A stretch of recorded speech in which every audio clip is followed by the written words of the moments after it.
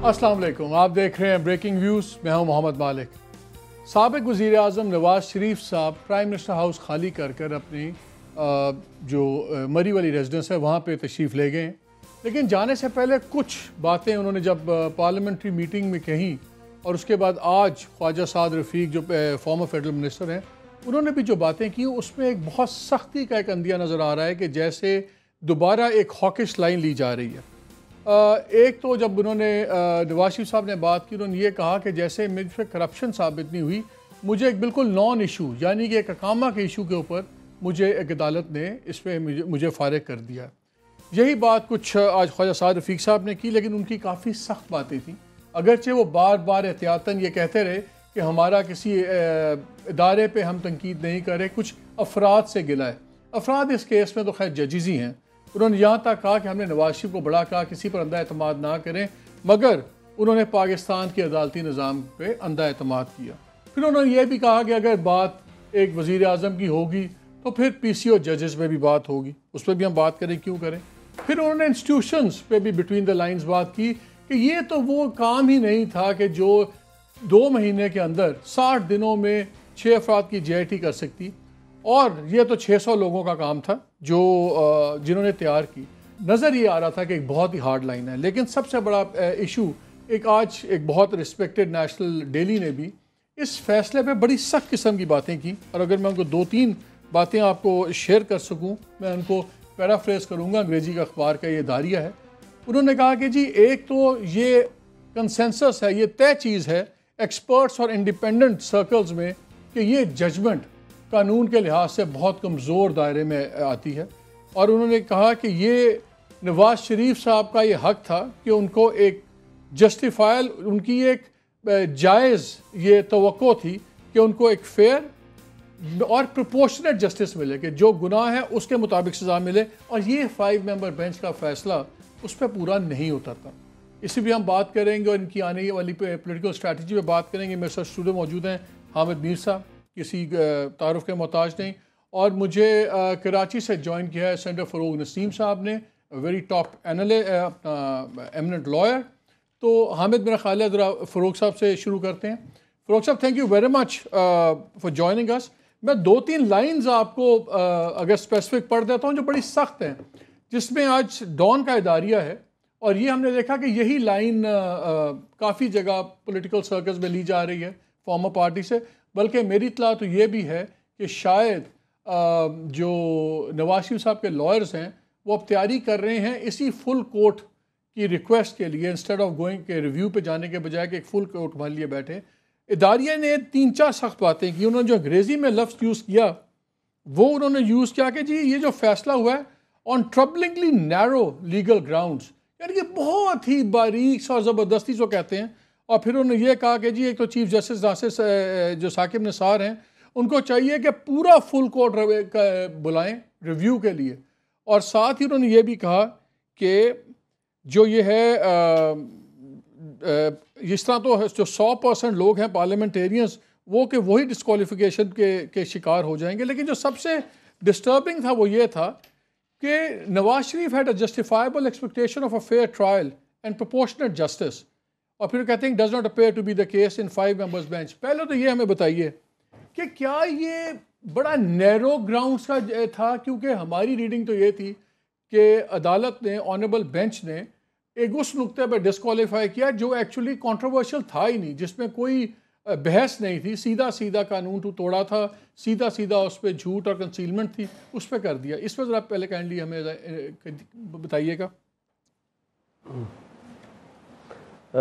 Thank you very much मालिक साहब। मैं बिल्कुल भी डॉन के इस इदारिये से एग्री नहीं करता, माजरत के साथ। और मैं पहले भी आपके यहाँ भी और दूसरी जगह भी ये गुजारिश कर चुका हूँ। देखिए, ये जब भी किसी चीज़ को अटैक किया जाता है, किसी ऑर्डर को या किसी प्रोसीडिंग्स को या किसी इशू पे दलाइल दिए जाते हैं, तो अगर 100-200 दलाइल हों, 20 दलाइल हों, और उसमें से एक दलील ऐसी है जो बिल्कुल प्लम्प है, जिसमें किसी किस्म का इबहाम नहीं है, और जो कि आप समझें कि जिसकी रीज़निंग भी आसान है, इजी है, तो अदालत करती ये है कि, और ये जुडिशल प्रोप्राइटी का भी मामला है, जजेस की अपनी प्रेफरेंस भी है کہ اس کو وہ لے لیتی ہیں اور اس کو لینے کے بعد اس پہ ججمنٹ دے دیتی ہیں، اور کیونکہ اس کا کانسیکوینس وہی ہونا ہوتا ہے، اگر 10 کے 10 یا 20 کے 20 یا 100 کے 100 جو آرگیومنٹس ہیں ان کو ٹیکل کیا جائے، ان کو باقاعدہ ان کی ریزننگ دی جائے، اور اگر ایک ایسی چیز ہے جو کہ ڈسپیوٹڈ نہیں ہے، اس کو ڈسپیوٹ بھی تو نہیں کیا، مثال کے طور پہ یہ جو ان کا اقامہ تھا، اب اقامے کی جو بات ہے یہ میرے خیال میں یہاں پاکستان گورنمنٹ کا ڈپارٹمنٹ ایک پروٹیکٹریٹ کا ایک ڈپارٹمنٹ ہے جس کے اندر تمام کے تمام جس کے اقامے ہیں وہ اویلیبل ہیں، گورنمنٹ یا جو بھی ایجنسیز ہیں، اتھارٹیز ہیں، وہ چاہیں تو وہاں سے معلوم کر سکتی ہیں کہ کس کس کا اقامہ ہے۔ پھر اس کے جو بیک گراؤنڈ فیکٹس تھے کہ وہ اقامہ کس طرح لیا۔ اچھا، یہاں ایک تھوڑی سی آپ کو بات بتا دوں کہ یہ جو ان کی سیلری آئی ہے یہ انہی کے بینک اکاؤنٹ میں آئی ہے، تو اگر بینک اکاؤنٹ میں آئی ہے تو یہ تو ایکچولی ریسیوڈ سیلری ہے، یہ ریسیویبل بھی نہیں ہے۔ اور ایک الیکشن کمیشن آف وہ تو کہتے ہیں کہ میں نے کوئی سیلری نہیں لی، نواز شریف صاحب کہتے ہیں میں نے کوئی سیلری نہیں لی۔ اچھا، دو پھر باتیں میں لیکن میں ایک چیز آپ کو بتا دوں، کورٹ کی ججمنٹ اگر آپ پڑھیں تو انہوں نے لکھا ہے کہ جو ہمارے پاس اکاؤنٹس آئے ہیں اس کمپنی کے ان میں یہ سیلری ٹرانسفر ہوئی ہے۔ جی، یہ ایکچولی ٹرانسفر ہوئی ہے۔ میں گزارش کروں کہ نواز شریف صاحب کا کسی بینک اکاؤنٹ میں، نواز شریف صاحب کے بینک اکاؤنٹ میں یہ آیا ہے، بینک اکاؤنٹ سے نواز شریف صاحب نے وڈرا نہیں کیا۔ صحیح۔ اب بینک اکاؤنٹ جو میرا ہے یا آپ کا ہے وہ میرا ایسٹ ہے، تو یہ میں نے ایکچولی ریسیو کر لیا لیکن بینک اکاؤنٹ سے وڈرا نہیں کیا، تو یہ کیا منطق ہے؟ بالکل آپ نے ریسیو کیا ہے۔ اور دوسری بات یہ ہے کہ کمپنی لاء میں ایک ڈاکٹرن ہے piercing the well of incorporation, یعنی اگر کمپنی بھی میری ہے، میں یا میرے بچے اس کے شیئر ہولڈر ہوں، اور میں اس میں میری سیلری ہے، وہ بے شک میں وڈرا نہیں کر رہا، تو یہ پھر دیکھا جاتا ہے اور یہ تصور کیا جاتا ہے کہ کمپنی اور آپ ایک ہی ہیں، الگ الگ اینٹیٹیز نہیں ہیں۔ اچھا، دوسرا اب جو الیکشن کمیشن آف پاکستان، جی پلیز گو آن۔ ایک چیز بتا دوں مالک، الیکشن کمیشن آف پاکستان کا جو کالم ہے اس میں یہ ہے، اور میں بھی اس کو بھرتا ہوں، اور اس میں یہ کالم ہے آپ کا پیشہ کیا ہے، آکیوپیشن کیا ہے، تو میں اور آپ کو یہ بتانا ہے کہ آپ کی سورس آف انکم کیا ہے، تو میں نے اس میں یہ لکھتا ہوں کہ جی میں سینیٹر ہوں اور لائر ہوں۔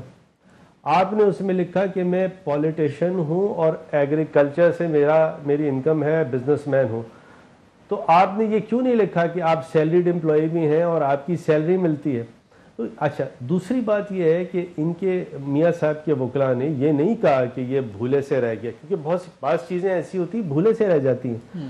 آپ نے یہ نہیں کہا کہ بھولے سے رہ گیا، غلطی ہو گئی، آپ نے کہا نہیں یہ ڈیلیبریٹ ہے، اور میں تو مجھے ایک کوئی لیگل بائنڈنگ نہیں تھی کہ میں اس کو ڈکلیئر کرتا، تو یہ تو بالکل کہنا غلط ہے کہ یہ ججمنٹ جو ہے یہ ایک چھوٹے سے پوائنٹ پہ ہے۔ یہ ایک چھوٹے سے پوائنٹ پہ بھی اگر ہو تو یہ ججمنٹ بالکل صحیح ہے۔ دوسری بات یہ ہے کہ اگر سپریم کورٹ ان کے کرپشن کے ایشوز پہ کامنٹ کرتی تو آپ یہ کہتے کہ یہ تو پری جج کر دیا، ہمارے جو ٹرائل ہوگا تو ٹرائل فیئر نہیں ہوگا، کیونکہ اکاؤنٹیبلٹی کورٹ سپریم کورٹ کے اس آبزرویشن کو کیسے ڈسلوج کرے گی، کیسے انڈو کرے گی؟ تو میرا نہیں خیال کہ ججمنٹ میں کوئی غلطی ہے، اسپیشلی اس کا کنکلوژن بالکل صحیح ہے۔ اچھا، اس میں ایک اور بھی اعتراض اٹھایا جا رہا ہے، وہ کہہ رہے ہیں کہ یہ تو پٹیشنر کی پریئر تھی نہیں، پٹیشنر کی پریئر تو تھی ایون فیلڈ اپارٹمنٹ سب کچھ، یہ تو اقامہ بعد میں نکلا، یہ تو مانگا ہی نہیں ہوا تھا پٹیشنر نے، تو اس کو کورٹ نے کیسے بیسس بنا دیا؟ ملک صاحب، یہ 1964 میں مولانا مودودی کا کیس تھا، PLD 1964 سپریم کورٹ، اس کے اندر سپریم کورٹ نے کہا کہ اگر ہم ٹوٹیلٹی آف فیکٹس دیکھیں گے اور اگر کسی فریق نے پریئر نہیں بھی مانگی تو ہم اس کا فیصلہ کر سکتے ہیں۔ پھر PLD 1986 سپریم کورٹ 35، 1986 میں سپریم کورٹ نے یہی کہا کہ ٹوٹیلٹی آف فیکٹس اور فائنڈنگ، اور ایسے کیس ڈیولپ ہو رہا ہے ہم اس کو دیکھیں گے، اور ہم کسی ٹیکنیکلٹی میں نہیں جائیں گے کہ کس نے کیا پریئر مانگی یا نہیں مانگی۔ PLD 1978 سپریم کورٹ 220، یہ ایک اور حوالہ ہے جہاں سپریم کورٹ نے 1978 میں یہ کہا کہ we will mould relief according to altered circumstances. تو یہ تو بالکل بچکانی بات ہے، کوئی اگر کر رہا ہے، یہ پریئر نہیں تھی۔ اچھا، ایک چیز اور، انہوں نے جو میں نے آپ سے شروع میں بات کی تھی، صداریے میں تو ہے لیکن ادھر بھی سوچا جا رہا ہے، نواز شریف صاحب کے لائرز کے اندر میں سے کوئی بات کر رہا تھا کہ ہم فل بینچ کی ریکویسٹ کریں. اب ٹیکنیکلی یہ ایک ڈسکوالیفیکیشن ایک ممبر آف دا پارلیمنٹ کی ہے، کیا اس کے اوپر چیف جسٹس صاحب کے پاس یہ ہے مارجن کہ وہ کہیں اچھا بہت ہائی پروفائل کیس ہے چلو پورا فل بینچ بٹھا دو؟ کوئی مارجن نہیں ہے، کیونکہ دیکھیے جب وہ ریویو فائل کریں گے تو وہ ریویو انہی 5 لرنڈ ججز کے پاس جائے گی. ہاں، آرگیومنٹ سننے کے بعد یہ 5 کے 5 لرنڈ ججز خود اگر یہ فیصلہ کریں کہ نہیں جی یہ تو فل کورٹ کو ہم ریفر کرتے ہیں، تو وہ چیف جسٹس آف پاکستان سے کہیں گے آپ یہ فل کورٹ میں رکھیں، یہ ہماری ریکمنڈیشن ہے. لیکن چیف جسٹس آف پاکستان کسی طرح بھی خود از خود کوئی نہ آرڈر پاس کر سکتے ہیں، نہ فل کورٹ میں بھیج سکتے ہیں، اور کریں گے بھی نہیں. یہ تو ریویو انہی ججز کے پاس جائے گی اور ان کو یہ بتانا پڑے گا پہلے کہ کون سی، کیونکہ دیکھیں یہ تو کوئی آرگیومنٹ نہیں ہے کہ ایک بہت بڑا آدمی ہے یا چھوٹا آدمی ہے یا وزیر اعظم ہے یا فقیر ہے. ان کو یہ بتانا پڑے گا کہ ججمنٹ غلط ہے، اور وہ ججمنٹ جو ہے فلوٹنگ ایرر آف لا اور فیکٹ ہے، تو پھر ضرور وہ ریویو کرے. اور اگر ایسا نہیں ہے تو پھر ریویو میں جیسے ججمنٹس آتے ہیں، ریویو کا جو لا ہے کسی کے لیے بھی وہ وہی ہے جو ان کے لیے ہے اور وہی ہوگا. فروغ بھائی let me clear some thing تاکہ میں ایبسولوٹلی کلیئر ہوں. آپ نے کہا ہے کہ یہ رائٹ ہی نہیں ہے چیف جسٹس کے پاس، یہ ریویو پٹیشن ہی فائل ہوگی 5 ممبر بینچ کے پاس، اور صرف وہ بینچ ریکمینڈ کر سکتا ہے ٹو دا چیف جسٹس. یہ ڈائریکٹ اپلیکیشن، ڈائریکٹ کوئی پٹیشن، کوئی پٹیشن نہیں کر سکتے یہ to the chief justice, direct petition میں کچھ نہیں مالک صاحب، کچھ نہیں. یہ صرف اور صرف ریویو کا ان کا حق ہے جو 30 ڈیز میں یہ فائل کر سکتے ہیں، وہ انہی ججز کے پاس جائے گا. یہ ججز اگر یہ کنونس ہو جائیں اور یہ ریکمینڈ کریں کہ یہ کیس فل کورٹ کا ہے، اور میرا نہیں خیال کہ یہ کیس کوئی فل کورٹ کا ہے، تب تو چلے کوئی بات ہے، لیکن چیف جسٹس صاحب خود از خود کچھ نہیں کر سکتے اس میں. اچھا ایک سوال اور، اس کے بعد Hamid if you want to ask something. ایک سوال یہ ہے کہ سپریم کورٹ نے اپنے فیصلے میں یہ بھی لکھا کہ چیف جسٹس صاحب کو ریکویسٹ کی جائے گی کہ وہ ایک سپروائزنگ جج اپوائنٹ کر دیں جو اس اگلے جو سے وہ 6 مہینے کے اندر وہ جو 6-7 ریفرنسز ہیں ان کو وہ دیکھیں، اس کی کارروائی کو فالو اپ کریں، اور نیب کی انویسٹیگیشن کو بھی. تو جس طرح پہلے 5 ممبر بینچ نے جب 3 ممبر بینچ ایک بنایا تو چیف جسٹس صاحب نے انہی باقی 3 ججز پہ بنا دیا. اب ایک اعتراض یہ اٹھ رہا ہے کہ جی یہ ایک دو ایمننٹ لائرز نے، پرومننٹ لائرز نے بھی کہا کہ نہیں یہ تو انٹرفیئرنس ہوگی اور جوڈیشری کام نہیں کر سکے گی. اگر چیف جسٹس صاحب نے ان میں سے کسی جج کو سپروائزنگ جج بنا دیا اس بیسس پہ کہ ان کو کاگنیزنس ہے اور وہ مقدمے سے بڑی اچھی طرح واقف ہیں، تو کیا یہ کچھ ڈاؤٹس کریٹ نہیں ہو جائیں گی؟ کیونکہ جن ججوں نے فیصلہ کیا ہوا ہے تو وہ اپنا فیصلہ پروٹیکٹ کرنے کے لیے الزام لگ سکتا ہے کہ جی یہ اپنے آپ کو افیکٹ کر رہے ہیں انویسٹیگیشن کو یا ٹرائل کو. تو پھر اس حال میں بہتر یہ نہیں ہوگا کہ کوئی ایسا جج سپروائزنگ جج ہو جس کا اس مقدمے سے پہلے تعلق نہ رہا ہو؟ نہیں ملک صاحب، میں بالکل اس چیز سے ایگری نہیں کرتا. یہ اختیار اب کمپلیٹلی اختیار جو ہے چیف جسٹس صاحب کا ہے. وہ چاہے ان 5 میں سے کسی کو مانیٹرنگ جج لگائے یا ان کے علاوہ کسی کو مانیٹرنگ جج لگائے، اور مانیٹرنگ جج لگانے سے صرف اور صرف کسی بھی فیئر ٹرائل کی وائلیشن نہیں ہوتی. اور میں آپ کو بتاؤں کہ میں اس سے پہلے بھی آپ کے پروگرام میں بتا چکا ہوں کہ کتنے کیسز میں مانیٹرنگ جج جو ہے سپریم کورٹ اور ہائی کورٹ اپوائنٹ کر چکی ہیں. آپ کہیں گے تو دوبارہ وہ میں ریپیٹ کر دوں گا. نہیں وہ آپ نے بتایا، آپ نے اپنے مشیر عالم صاحب کا ہی بتایا.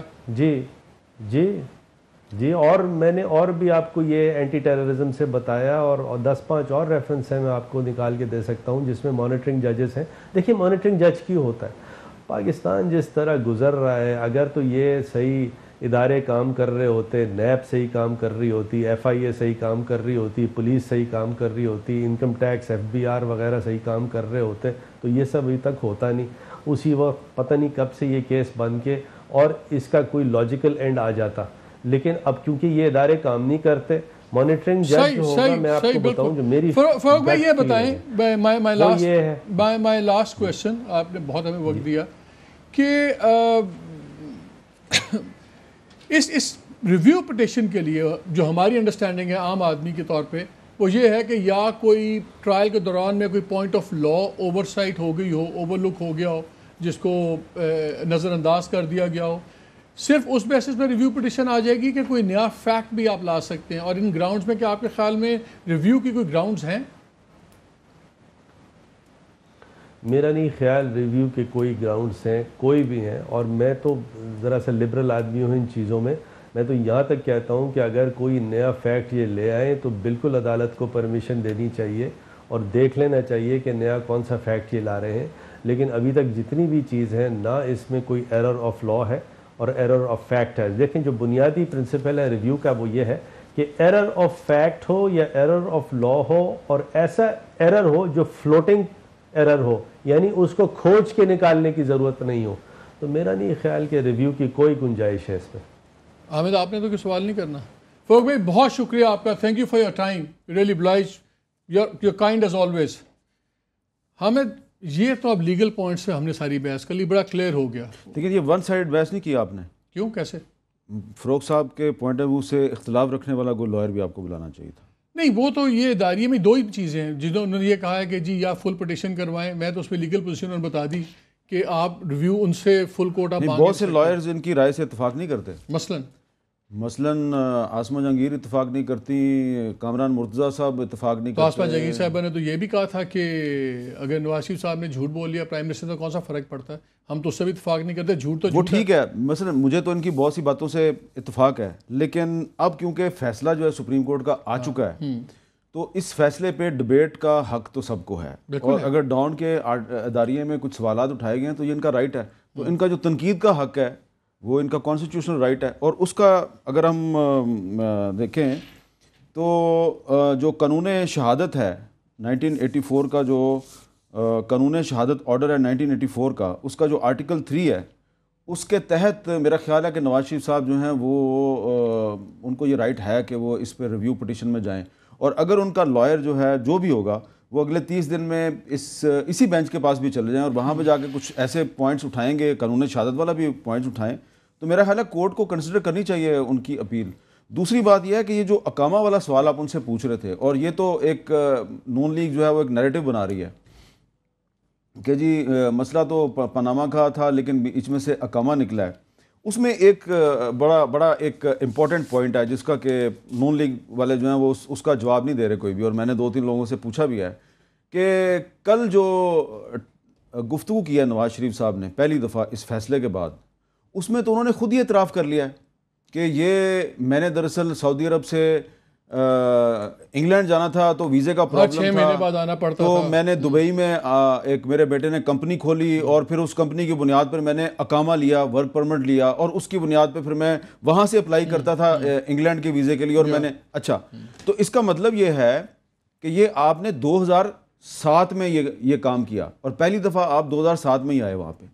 لیکن یہ جو آپ کا ورک پرمٹ ہے, یہ اقامہ جو ہے یہ 2015 تک جو ہے یہ نافذ العمل تھا. 2015 تک جو ہے اس اکاؤنٹ میں آپ کے اکاؤنٹ میں سیلری آ رہی تھی جو آپ ڈرا نہیں کر رہے تھے. تو 2013 میں آپ پرائم منسٹر بن گئے تھے, تو 2013 میں پرائم منسٹر بننے کے بعد تو آپ کو پرابلم نہیں تھا ویزے کا, تب تو آپ ویزے کے پرابلم سے بالکل بھی نکل گئے تھے. بھول گئے ہوں گے, دھیان ہی نہیں دیا ہوگا. نہیں, یہ یہی ہو سکتا ہے نا. اور کیا بہرحال یہ تو اس کا پھر وہ کلیئر کر دیں برائے کرم کہ 2013 میں پرائم منسٹر بننے کے بعد بھی انہوں نے اقامہ برقرار کیوں رکھا.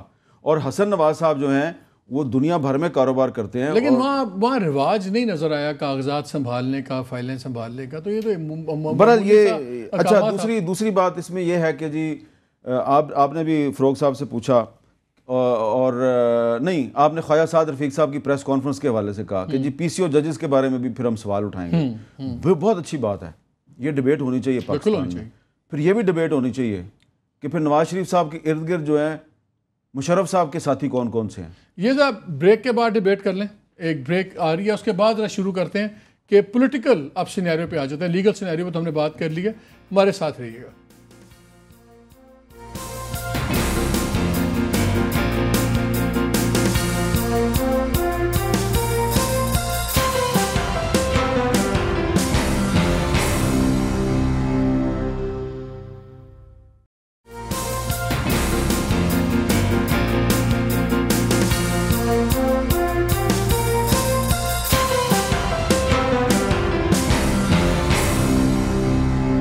Welcome back to the programme.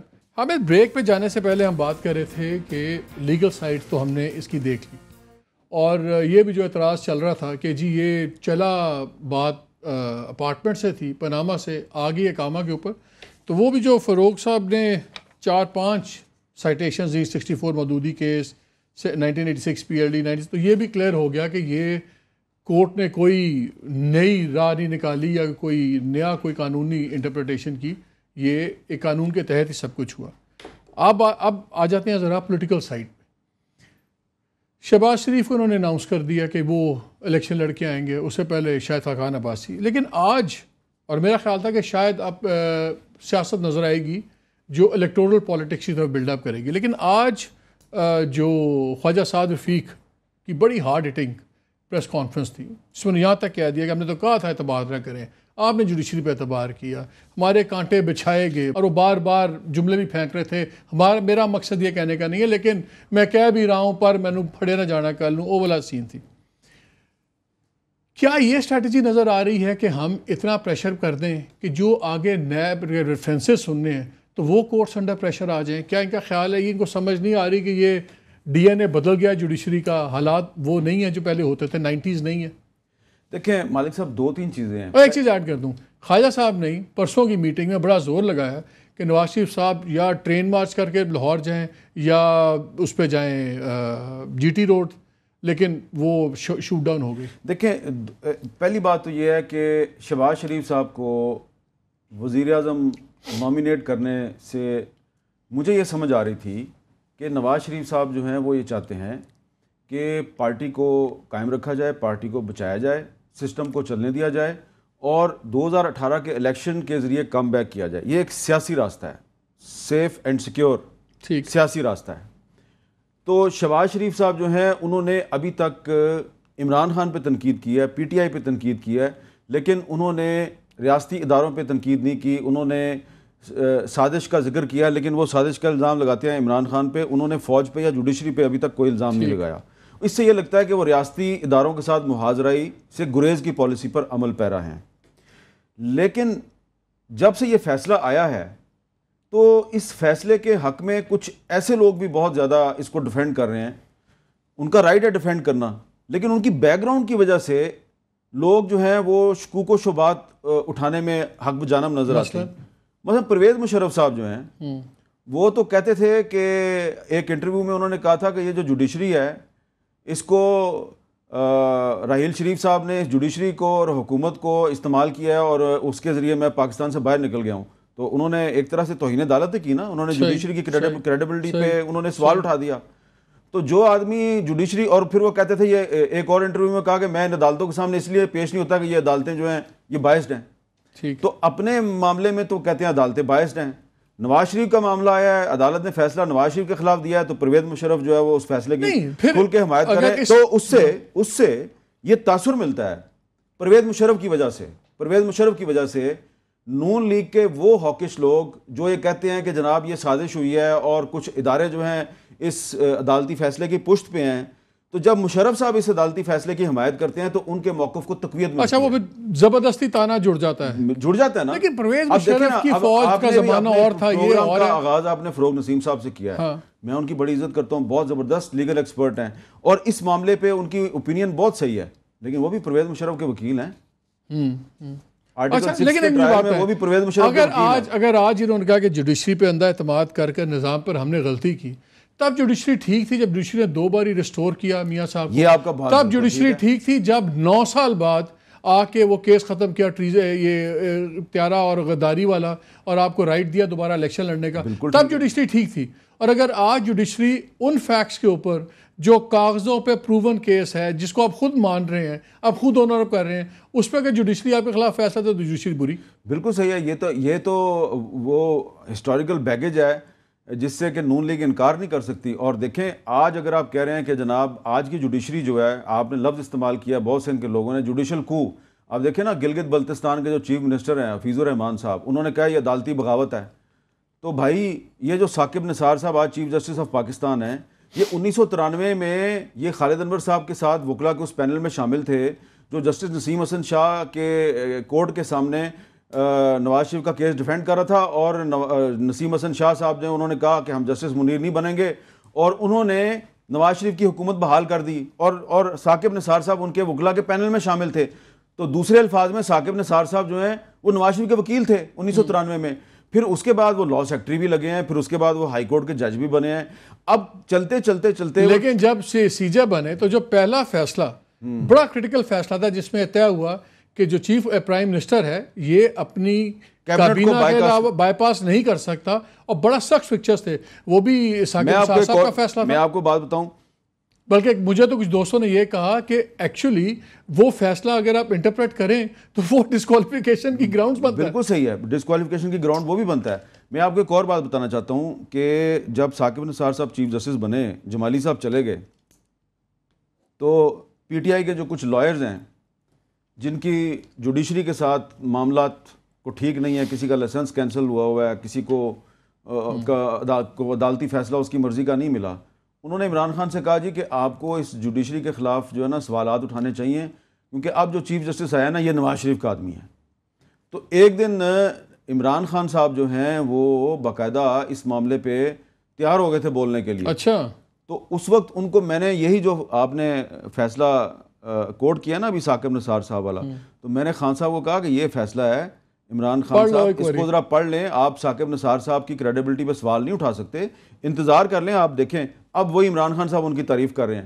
تو یہ جو ہے نا جو نون لیگ ہے اس کو چاہیے کہ وہ اگر آپ نے شہباز شریف صاحب کو اب اپنا وزارت عظمیٰ کا امیدوار بنا دیا ہے تو ان کے لیے پرابلمز کریٹ نہ کریں.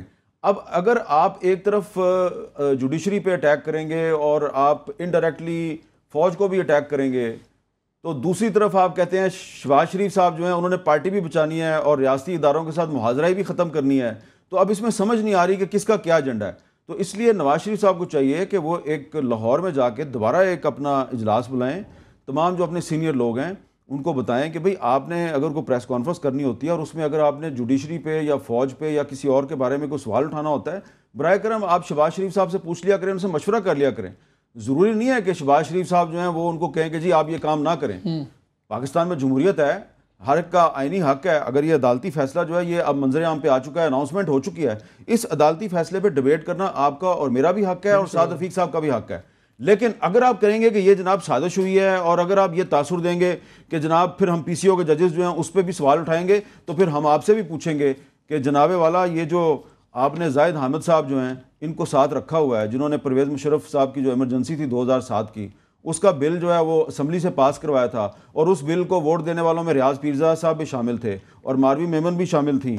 تو آپ بھی تو ذرا بتائیں نا. ریاض پیرزادہ کے ساتھ ہیں 22-23 لوگ جو اب ایک لسٹ بھی آج میں نے آپ کے دوست دانیال عزیز کا نام نہیں لیا آج، آپ میرا شکریہ ادا کر دیں. نہیں وہ لے لے، وہ ویسے ہی میں تو بات ہی نہیں کرنی ہے آپ سے. دانیال عزیز سمجھتے ہیں آپ اور میں مل کے کوئی ان کی شاید ہم شان میں گستاخی کرتے ہیں. لاسٹ پروگرام کا ایک بات بڑا گلا آیا، انہوں نے کہا میرے اپنے ہی میں نے چھریاں مار دینے، تو میں اب کیا اس پہ بات کروں، تو اس لیے میں نے ان کا نام نہیں لیا، تو اس لیے میں بھی اس پہ ذکر نہیں کروں. یہ اس سے لسٹ چل رہی ہے 22-23 کہ جی یہ ریاض پیرزادہ نہیں بھی آئے تھے، پارلیمنٹری کمیٹی کی پارٹی کی میٹنگ میں نہیں آئے تھے، ٹیکنیکلی لائے ہیں شاید اس لیے بھی وہ ان کا ریزن نہ ہو. لیکن کچھ صداقت ہے جو کہہ رہے ہیں 25-30 لوگوں کا گروپ ہے 25-30 جو لوگ نہیں ٹائم آنے پہ 25-30 لوگ نہیں ہیں، 52 لوگ ہیں. نہیں وہ کہہ رہے ہیں 22 ایک ہے اور 18 ایک ہے، کوئی وہی 48-51 بن جاتا ہے اگر وقت آنے پہ آئے گا. اس میں کوئی حقیقت ہے؟ اس میں کچھ بیمار بھی پڑ گئے نا، کچھ جینون بیمار بھی ہیں. اچھا، مثلا رضا حراج صاحب وہ واقعی جینون بیمار ہیں، اوکے، اس لیے وہ انگلینڈ میں ہیں. کچھ ایم ہی بیمار ہو گئے ہیں، ٹھیک ہے. لیکن کچھ ایسے بھی ہیں مالک صاحب، میں یہ بات بالکل آپ کو بتانا چاہتا ہوں، کچھ ایسے بھی ہیں جو 2013 میں کاف لیگ سے نون لیگ میں آئے ہیں، اور نون لیگ والے جو ہیں وہ ان کو شودر سمجھتے تھے، وہ ان کو پرے پرے کرتے تھے کہ یار تم کاف لیگ سے آئے ہو. وہ کہتے تھے جی دانیال عزیز بھی کاف لیگ سے آیا ہے، ماروی میمن بھی کاف لیگ سے آئی ہے، ریاض پیرزادہ بھی کاف لیگ سے آیا ہے، زاہد احمد بھی آیا ہے، آپ ان کے ساتھ شودروں والا سلوک نہیں کرتے. تو انہوں نے کہا دیکھیں نا وہ انہوں نے برہمن بننے کے لیے کس طرح نواز شریف صاحب کا ملیٹنٹلی دفاع کیا، تو آپ چپ کر کے بیٹھے رہتے ہیں، ٹھیک ہے نا. اب وہ کہتے ہیں جی اب یہ مشکل وقت آ گیا ہے نواز شریف صاحب پہ، تو اب ہم بھی جو ہے وہ دانیال عزیز بن کے اور زاہد حامد بن کے ہم بھی اب دفاع کریں گے. تو ہیں ویسے وہ 2-3 ہی صرف لیکن یہ جو برہمن بننے کے شوق میں مبتلا ہے. گروپ جو سا ہے, گروپ کس چیز سے انتظار کر رہا ہے؟ گروپ کے 2-3 لوگوں سے میری بات ہوئی, میں اس لیے پوچھا, بڑی انٹرسٹنگ بات آپ کو میں بتایا لگا. تو میں نے ان سے کہا یار میں آپ کو تقریباً 20-25 سال سے جانتا ہوں, آپ جب بھی کوئی حکومت آتی ہے آپ اس میں شامل ہو جاتے ہیں, اس کے سپورٹر بن جاتے ہیں, پھر جیسے ہی وہ حکومت مشکل کا شکار ہوتی ہے تو آپ غائب ہو جاتے ہیں. تو آج کل آپ غائب کیوں نہیں ہو رہے؟ تو ایک ایم این اے صاحب ہیں, انہوں نے کہا جی بھائی جی حالی تک فون نہیں آیا سانو. میں کہا فون یہ کیا مطلب ہو؟ انہوں نے کہا وہ بھائی لوگ فون کرتے ہیں نا, تو وہ فون جب آ جاتا ہے تو پھر ہم پارٹی بدل لیتے ہیں, تو فون نہیں آیا, تو فون آئے گا تو اس بار تو آنا بھی نہیں ہے. تو اس سے میں نے یہ اندازہ لگایا, یہ سپریم کورٹ کا فیصلہ آنے سے پہلے کی بات ہے. اب اس سے میں نے اس کو میں نے کہا کہ تمہیں واقعی کوئی فون نہیں آیا؟ اس نے کہا بالکل کوئی. اس نے کہا کہ کاف لیگ کے کچھ لوگوں نے رابطہ کیا ہے, لیکن ہم نے ان کو بھی کہا ہے کہ فون آئے گا تو پھر ہم آپ کے پاس آئیں گے. اس کا کیا مطلب ہے کہ جنرل قمر جاوید باجوہ صاحب جو ہیں وہ جب سے آرمی چیف بنے ہیں تو انہوں نے پوری کوشش کی ہے کہ فوج یا اس کی جو ایجنسیاں ہیں وہ سیاست میں ڈائریکٹ انٹرفیرنس نہ کریں, اور اسی لیے کاف لیگ کے بدنام زمانہ ایم این اے جو نون لیگ میں آ گئے ہیں اور اب دوبارہ انتظار کر رہے ہیں فون کا, ان کو فون نہیں آ رہا.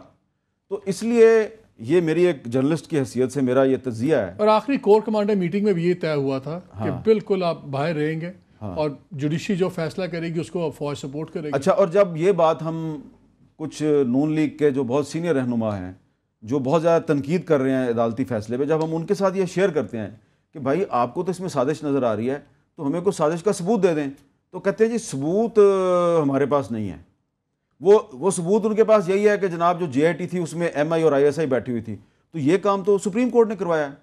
اور اس میں بھی میں آپ کو کے ساتھ یہ انفارمیشن شیئر کر سکتا ہوں کہ جب سپریم کورٹ نے یہ جے آئی ٹی بنانے کا حکم دیا اور اس میں آئی ایس آئی اور ایم آئی کے کا کہ افسر بھی شامل ہوں گے, تو اس میں کچھ لوگ جو ہے وہ انہوں نے یہ ود ان دی آرمی یہ سوال اٹھایا کہ جس طرح ڈان لیگز کا جو معاملہ تھا اس میں جو رزلٹ آیا تو اس سے فوج جو ہے وہ اس کی کریڈیبلٹی پہ سوالات اٹھائے گئے ہیں. تو کہیں ایسا نہ ہو کہ جے آئی ٹی میں ایف آئی اے بھی ہے, ایس سی سی پی بھی ہے, اسٹیٹ بینک بھی ہے, سارے گورنمنٹ کے افسر ہیں, اور فورسز کے یعنی کہ انٹیلیجنس ایجنسیوں کے صرف 2 بندے ہیں, تو ہو سکتا ہے فیصلہ نواز شریف صاحب کے حق میں آ جائے تو ملبہ ہمارے پہ آئے گا, تو ہمیں اس سے دور رہنا چاہیے.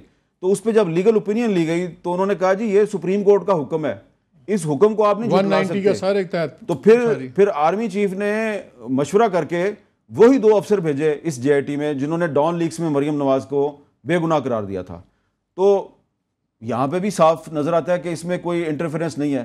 تو اس لیے جتنا بھی اب میں سمجھتا ہوں کہ آپ پروپیگنڈا کر لیں, جتنے بھی دعوے کر لیں, سرکمسٹانشل ایویڈنس جو ہے وہ آپ کو دینی چاہیے کہ آپ کے خلاف واقعی کوئی سازش ہوئی ہے. اگر سازش نہیں ہوئی تو پھر نون لیگ کے کسی بھی رہنما کو وہ لب و لہجہ استعمال نہیں کرنا چاہیے جو کل آزاد کشمیر کے وزیر اعظم راجہ فاروق حیدر نے بھی استعمال کیا ہے اور گلگت بلتستان کے چیف منسٹر حافظ حفیظ الرحمان نے بھی استعمال کیا, اور آج دونوں جو ہے وہ تردیدیں کر رہے ہیں کہ نہیں ہم نے یہ بات نہیں کی, یہ بات ایسے نہیں کی. آپ دیکھیں انڈین میڈیا نے کتنا ایکسپلائٹ کیا ان کی پریس کانفرنس کو. یہی لوگ تھے جو سے اس وقت بھی ان نیسسری کلیش آف انسٹیٹیوشنز پہ جاتے تھے, ٹالو وہ جو باتیں ہوتی تھیں آپ کو پتہ ہے, مجھے ہی پتہ ہے. تو وہی نتیجہ نکلا. یہ جو اس وقت کھیپ تھی منسٹرز کی, سب کچھ تھی, ان میں سے کتنے تبدیل ہوتے نظر آتے ہیں آپ کو اگلی ایڈمنسٹریشن میں؟ شاہد خاقان کے زمانے میں بدل جائیں گے کہ آگے بدلیں گے؟ میرا خیال ہے کہ شاہد خاقان صاحب جو ہیں وہ نواز شریف صاحب کے ساتھ صلاح مشورہ کریں گے, شہباز شریف صاحب کے ساتھ صلاح مشورہ کریں گے, یہ صلاح مشورے سے چلیں گے. اور شاہد خاقان عباس صاحب کے بعد شہباز شریف صاحب کی کنٹینیوٹی چلتی رہے گی. لیکن مجھے لگ یہ رہا ہے کہ نون لیگ کے اندر کچھ لوگ یہ چاہتے ہیں کہ شہباز شریف صاحب جو ہیں وہ یا کسی کیس میں پھنس جائیں یا کسی اور چکر میں پھنس جائیں. نون لیگ کے اپنے لوگ اور وہ پرائم منسٹر کے عہدے تک نہ پہنچے. لیکن نواز شریف صاحب نے اگر ایک فیصلہ کیا ہے اور شاہد خاقان عباسی صاحب کو اعتماد میں بھی لیا ہے, تو مجھے لگتا ہے کہ نواز شریف صاحب اور شاہد خاقان عباسی صاحب یہ دونوں شہباز شریف کے خلاف کسی سازش کو کامیاب نہیں ہونے دیں گے. اور دیکھیں مالک صاحب, یہ وقت جو ہے نا یہ بڑا اہم ہے. اس وقت پاکستان اس وقت بڑی امپورٹنٹ فیز سے گزر رہا ہے پولیٹیکلی بھی, اور اگر آپ پاکستان کے خلاف جو بیرونی سازشیں ہو رہی ہیں ان کو بھی دیکھیں تو اس وقت نون لیگ کی جو قیادت ہے اس کو بہت سوچ سمجھ کے اپنی حکمت عملی بنانی چاہیے. اپنوں کے خلاف سازش نہ کریں, یہ آپ اپنوں کے خلاف سازش کریں گے, فائدہ اس کا غیر اچھا اٹھائیں گے. اپنوں سے ابھی ایک ذرا اپنی ایک چھوٹی ہم بریک لیتے ہیں. بریک سے آ کے میں نے یہ پوچھنا ہے کہ اور بھی بحث چل رہی ہے کہ اناؤنس تو انہوں نے کر دیا, کیا شہباز شریف کو آنا بھی چاہیے کہ نہیں؟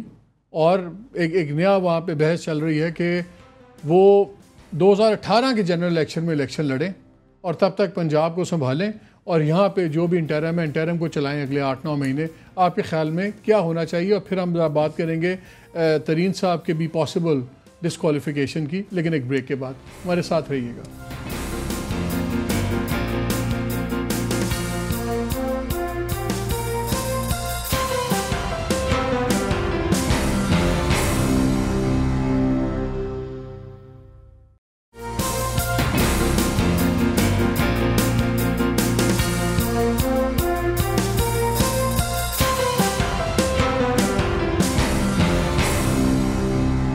Welcome back to the program. Break کے اندر 3-4 میسیجز آئے ہوئے تھے.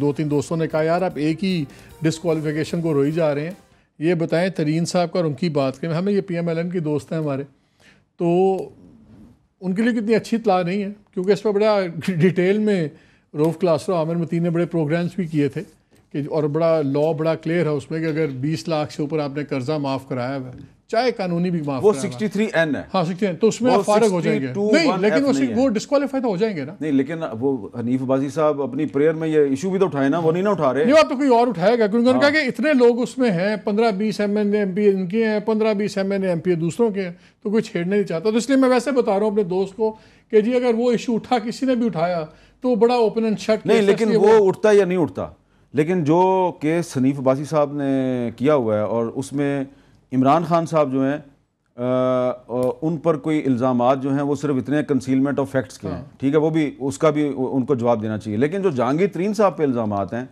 وہ کم و بیش ملتے جلتے ہیں جو شریف فیملی پر الزامات ہیں. آف شور کمپنی بھی ہے, بچوں سے بڑے بڑے گفٹس بھی لیے ہوئے ہیں, کروڑوں روپے کی زمین وہ رقوم بھی لی ہوئی ہے, پاکستان سے پیسے باہر بھی بھیجے ہوئے ہیں. تو بڑا ٹھیک ٹھاک فائنینشیل ڈینٹ پڑے گا پی ٹی آئی کو. ڈینٹ یہ دیکھیں کہ اس وقت نون لیگ کے وہ لوگ جو یہ کہہ رہے ہیں یہ جوڈیشل کو ہو گیا ہے, یا یہ عدالتی مارشلہ لگ گیا ہے, یا یہ عدالتی بغاوت ہو گئی ہے, اگر سپریم کورٹ نے جہانگیر ترین کے خلاف کو فیصلہ دے دیا تو یہ نون لیگ کے لوگ پھر اپنی شکل کس طرح دکھائیں گے آپ کو, جو کہتے ہیں جناب ہمارے خلاف سازش ہو گئی ہے. سوچیں ذرا آپ. شاہ محمود قریشی صاحب تو بڑے خوش ہوں گے اگر جہانگیر ترین فارغ ہو گیا تو. یہ دیکھیں آپ سازش کر رہے ہیں شاہ محمود قریشی صاحب کے خلاف, ان کا بیچاروں کا کیا قصور ہے یار. وہ اب آپ دیکھیں نا, یعنی کہ اب آپ ایکسپلائٹ کر رہے ہیں پی ٹی آئی کے جو اندرونی لڑائی ہے اس کو آپ ایکسپلائٹ کر رہے ہیں. لڑائی ہے, میں تو اس کا ذکر کر رہا ہوں. لڑائی تو ہے, تو آپ اس کو ایکسپلائٹ کرنے کی کوشش آپ بھی کہہ رہے ہیں, میں بھی کہہ رہا ہوں, ہے تو پھر میرا تو قصور نہیں ہے. لیکن دیکھیں شاہ محمود قریشی صاحب جو ہیں, ابھی آپ نے کہا ہے کہ اندر سے پی ایم ایل این کے لوگ پتہ کاٹنے کے چکر میں شہباز شریف کا, میں نے آپ کو کہا کہ آپ شرارت کر رہے ہیں. آپ نے ایک فیکٹ بتایا, میں نے آپ کو فیکٹ بتایا, تو آپ کہتے ہیں شرارت کر. نہیں آپ نے نام لے لیا نا, میں نے تو کسی کا نام نہیں لیا. نہیں وہ تسی بہتے سیانے ہوں. نہیں لیکن یہ بات ہے کہ یہ جو 62(1)(f) ہے, اس کے آگے یہ نہیں لکھا ہوا کہ یہ صرف نواز شریف کے خلاف استعمال ہوگا. یہ 62(1)(f) جو ہے یہ ایک ننگی تلوار ہے. بلکہ آپ تو زیادہ, اچھا اس پہ ایک بات آ جائے, اس میں اداریے میں بھی تھا اور ایک نیا ایک بہت بڑا بات اٹھائی جا رہی ہے کہ جی اگر آپ نے اس طرح یہ لگائی, اپنا خواجہ صاحب نے بھی کہا اور لوگوں نے اس طرح, تو جی لگے گا 350 لوگوں میں سے 150 تو ویسے ہی ڈسکوالیفائی ہو جائیں گے, اسمبلی خالی ہو جائے گی. تو ہو جائے, یہ کیا دلیل ہے کہ جی اس میں تو لوگ پورے بہترین طریقہ یہ تھا کہ جب 2010 میں 18ویں ترمیم کا مسودہ تیار ہو رہا تھا اور رضا ربانی صاحب نے کہا ہماری بہت بڑی غلطی تھی 62-63. یہ کیا بات ہوئی کہ آپ نے غلطی مان لی, غلطی تھی بھائی. اس وقت جب جا کے نواز شریف صاحب سے کہا گیا تھا پنجاب ہاؤس میں کہ یہ 62(1)(f) جو ہے اس کو ختم کر دیں, تو آپ نے کہا جی ہم نہیں مانتے ہیں, آپ جو ہے وہ اسلام کے خلاف سازش کر رہے ہیں. یعنی کہ 62(1)(f) کے خلاف اس وقت بات کرنا اسلام کے خلاف سازش تھی. اور آج کل ایک وہ تو آپ نے مولانا فضل الرحمان کے کہنے پہ بچوں کی منیمم ایج جو سی تھی اس پہ بھی آپ ہٹ گئے. نہیں آپ اور بھی مالک صاحب اگر آپ نے 2010 میں 62(1)(f) جو ہے اس کو چینج کرنے سے انکار کر دیا کیونکہ آپ بہت لائل ہیں جنرل ضیاء الحق کے ساتھ, اور کیونکہ یہ جو آئین میں شک ہے یہ جنرل ضیاء الحق نے شامل کی تھی, اور آپ چاہتے تھے کہ جنرل ضیاء الحق زندہ رہے, تو زندہ ہے ضیاء الحق, زندہ ہے 62(1)(f) کی صورت میں, اور وہ 62(1)(f) کی صورت میں نمودار ہوا اور عدالتی فیصلے کا حصہ بن کے آپ کے سر پہ تلوار بن کے نہیں تو ہے. میں ابھی پڑھ رہا تھا کہ جو آخری بینچ جس نے میاں صاحب کے حق میں فیصلہ دیا تھا انسیڈنٹلی وہ بھی 5 ممبر بینچ تھا. ہاں اس باری 5 ممبر بینچ. تو اس میں دیکھیں ہمیں عدالت پر انگلیاں اٹھانے کی بجائے اپنے گریبان میں جھانکنا چاہیے کہ اگر آپ سمجھتے ہیں کہ یہ 62(1)(f) جو ہے اس کا استعمال جمہوریت کے خلاف سازش ہے تو پھر آپ نے سازش جو ہے اس کو ختم کیوں نہیں کیا, اس کا تدارک کیوں نہیں کیا آپ نے 2010 میں جب آپ کو پیپلز پارٹی کہہ رہی تھی کہ بھئی اس کو ختم کر دیں, آپ نے کہا نہیں یہ اسلام کے خلاف سازش ہے. اچھا یہ جو سی بحث چل رہی ہے کہ شہباز شریف صاحب کو آپ بٹھائیں اگلے الیکشن تک پنجاب میں اور 2018 میں وہ ایز اے کینڈیڈیٹ آئیں, ابھی نہ آئیں, ابھی تو وہ بنا دیا. اس میں دیکھیں میں اس بحث میں نہیں پڑھتا, اس لیے کہ اب نواز شریف صاحب نے اناؤنس کر دیا کہ شہباز شریف وزارت عظمیٰ کے امیدوار ہیں. اب شہباز شریف کا راستہ روکنے کی کوشش جو ہے وہ مطلب یہ ہے کہ آپ نواز شریف صاحب کے خلاف سازش کر رہے ہیں. جو بھی اب شہباز شریف کا راستہ روکے گا وہ نواز شریف کے خلاف سازش کر رہا ہے. ہاں پی ٹی آئی کے پاس یہ رائٹ ہے کہ پی ٹی آئی جو ہے وہ عدالت میں جائے, شہباز شریف کے خلاف پٹیشن ڈالے, وہ کرتے رہیں, لیکن نون لیگ کے اندر لوگوں کو یہ زیب نہیں دیتا کہ وہ اب شہباز شریف کے خلاف سازش کریں.